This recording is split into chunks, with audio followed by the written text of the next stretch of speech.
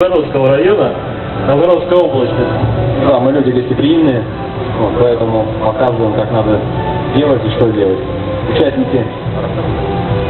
Участники начнут первое упражнение. Первое упражнение называется подготовка пилы. Здесь задача разобрать режущий аппарат пилы, перевернуть шину, поставить новую цепь и собрать обратно.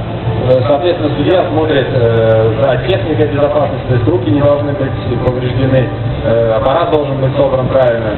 После чего у участника судья забирает пилу и переходим на следующее упражнение — точная распряжевка.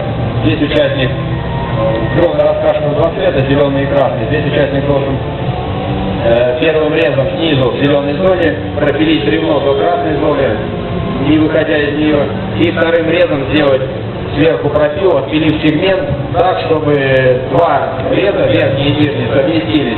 При этом участник также должен соблюдать и градус угла, то есть бревно должно быть, сегмент должен отпилен быть по 90 градусов. Это касается двух бревен. Бревна, как вы видите, расположены на разной высоте, но при одинаковом градусе, 7 градусов. И следующее упражнение — это точный рез. На помосте два бревна, участнику также дается время. Он по команде входит на помост и начинает первый рез бревна. Когда считает, что он может остановиться, он останавливается, переходит к другому, также делает рез и ставит пилу на сегмент, время останавливается. Здесь задача как можно больше отпилить, сделать отрез сегмента. То есть он может остановиться на середине, если не уверен, что дальше у него точно идет рез? Да, можно вообще не пилить.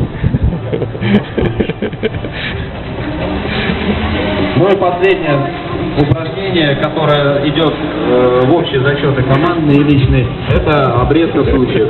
Здесь у нас участники пойдут не согласно номеров, вытащенных им при жеребьевке, а согласно их занятым местам предварительным по сумме всех предыдущих упражнений.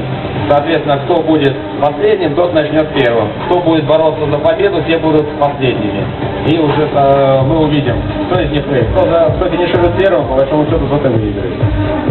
Спасибо, Денис.